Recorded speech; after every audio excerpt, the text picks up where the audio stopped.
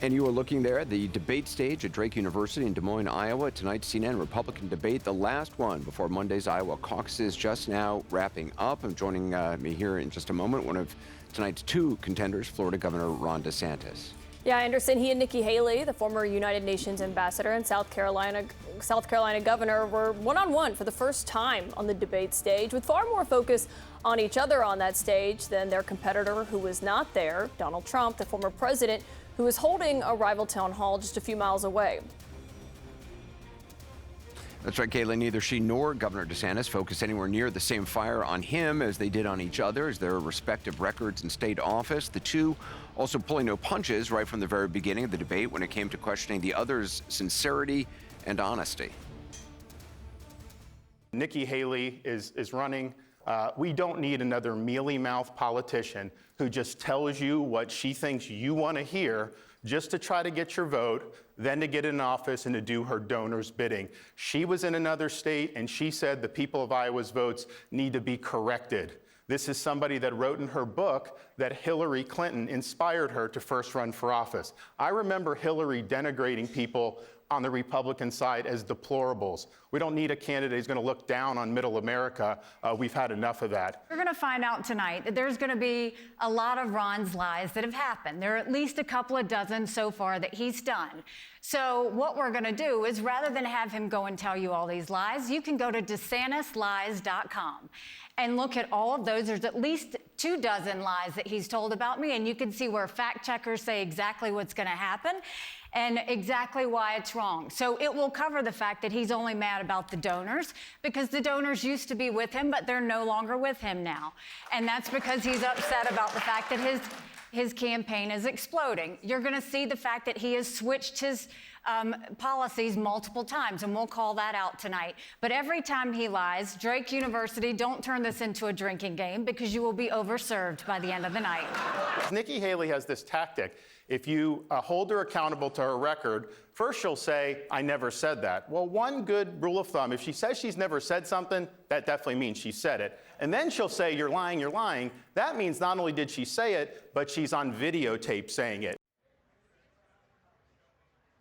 So there was certainly plenty of that sprinkled throughout the night, but no shortage of substance either, as each fielded questions from Dana Bash and Jake Tapper. We'll be fact-checking some of their answers tonight and seeing how they landed with the same group of Iowa voters who've been watching and reacting to every debate so far. We'll also talk about Chris Christie's announcement late today that he is leaving the race and the criticism he leveled at tonight's debaters and the rest of the 2024 GOP field. With me tonight is CNN's John King, CNN Newsnight anchor Abby Phillip, also our CNN political commentators from both sides of the aisle, David Axelrod, Scott Jennings are here with me. Abby, what stood out to you? It was a strong night for DeSantis. It was. And you could see the pressure on Nikki Haley that's been building for some weeks now. She is in the barrel now as the front runner of the second tier of candidates here. That also kind of underscores the other part of this, which is that the two of them were so busy in this, I don't know, cage match with each other that you almost just didn't even notice that there was a Trump of it all, which is critically important in Iowa where he's leading. So I don't know. I mean, at the end of it, I thought to myself, who won the debate? It's really unclear because there was so much back and forth that you almost got lost in it. It was hard to see the forest through the trees, frankly, between these two. But on Nikki Haley's part, she really needs to solidify where she is. I don't think she did that tonight. She seemed flustered, frustrated. She said on multiple occasions that DeSantis was demeaning her, which seemed to imply that she was taking it really personally. I don't think that really helped her tonight. John? I have sort of two sets of tactics to each candidate differently. You're right. There was not a ton of direct confrontation with Trump. But Haley, now with Christie out of the race, did go a little farther than we hear normally. Trump lost, Biden won. She said it clearly. That's running against what most Republicans still believe to this day. But she said Trump lost, Biden won. She criticized him very critically about January 6th behavior, saying history would hold him to account. And she said his argument in court the other day about presidential immunity was ridiculous. Not a ton, not a full frontal assault on Donald Trump, but her realizing that if she's going to have any hope, she has to consolidate the anti-Trump vote. So a little tougher there. To Abby's point about DeSantis, he knows where he is, and he knows how important this state is to him. This is a much more conservative electorate here in Iowa than you will have in New Hampshire. School choice, immigration, woke, transgender, a reckoning coming against the Faucis and the science and the Washington bureaucracy. He is appealing. That's a very Trumpy, Trump-based message, but it's also, if he has any hope, it's to be strong here. Everyone assumes Trump's going to win here. We'll see what happens on Monday. But to be stronger, he was playing conservative, conservative, conservative, conservative all night long because that's Iowa. Given that Chris Christie was the candidate who was the most aggressive against Trump, does it make sense that they would not be very aggressive against Trump? Well, yes, I think that the Christie parable is it's discouraging to people about frontal assaults on Donald Trump in this Republican Party. And I agree, John, that Haley went farther than she's gone before, but only in the second round of, and when it was elicited by the very good questions that they were asked by Dana and Jake, that kind of forced an answer. I agree with Abby. I thought, Haley has done very well in these debates, and she used a lot of the same material that we've heard before, but he got under her skin.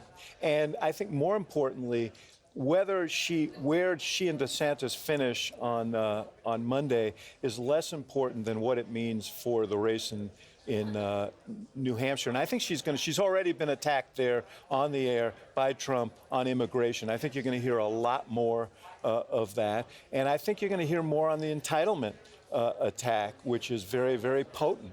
Her stated position that we should raise the retirement age of Social Security for new entrance into the workforce. I mean, it may be an intellectually respectable position. I certainly could make the argument, but it is a very volatile issue, and Trump and DeSantis have both taken the other side of it. So I think we saw some previews to come, and if she's rattled by these things, she'd better get her act together, because I think this is just the beginning. That's just a great example of how much Trump has changed the Republican Party. It used to be the Republican Party position, we have to deal with these things because of the fiscal costs. So whether it's raise the retirement age or find other ways, find other cost savings. And now you're right, Trump has made that anathema, and DeSantis, who used to be for it, is now against it. I'll answer Abby's question. I think DeSantis won tonight. I think the first 12 or 15 minutes didn't help either of them. I thought the initial squabbles made them both look fairly small, frankly. But I think DeSantis settled down as the night went on, and Haley, to Axe's point, continued to be rattled. I think Haley drastically overplayed her hand on this website business. Yeah. I think it hurt her. I think it cratered her throughout the night. And it sounded like someone, to me, the more she went to that well, like someone who couldn't defend their own record. I mean, it became this crutch. It was like life raft. It was like a rhetorical sandwich board. And it didn't, I think that the more she went to it, the more annoying, frankly, it seemed throughout the night. I thought the immigration exchange, to your point, was critical, and I thought DeSantis won on that. Something Haley did, though, that I did appreciate. She does not have the majority position on Ukraine. For the Republican Party, she does not have the majority position. She stuck to her guns on that, and she defended it better than you hear most politicians who are currently in office do. DeSantis, though, where he was on that topic was right where the Republican primary voters are. So I appreciated Haley, because that's my position. I appreciated what Haley said. But even in that exchange, DeSantis found himself where the primary voters are, and Haley found herself outside of it. Yeah, I mean, that was probably her best answer of the night. It was crisp. It was consistent for her. But then DeSantis landed this punch on her that was basically, you can take the candidate out of the UN, but you can't take the UN out of the candidate. They obviously planned for that, but a critical moment for him to try to take something that she has been using as a strength and make it a weakness for this Republican Party, that may very well work, even though this is Donald Trump's UN ambassador. I mean, that's the irony of it all. Those policies that Nikki Haley is talking about, those are Donald Trump's policies, and yet it could very well be a weakness for her here. But that gets at the defining question for the next 2 weeks. Will likely to be answered in the next 2 weeks. Iowa Monday, and then New Hampshire later in the month. Are the roots of Trumpism getting deeper, stronger in the Republican Party, or can the Nikki Haleys pull it back? The internationalists, the more traditional positions on entitlements. All the data tell us the Trump wing of the party is not only strong, but strengthening all these House Republicans, all these other candidates around the country. She's trying to essentially say, if you want your old Republican Party back, Iowa, you go first on Monday. New Hampshire, then follow it. Yeah. If you don't slow or stop Trump by then, forget about it.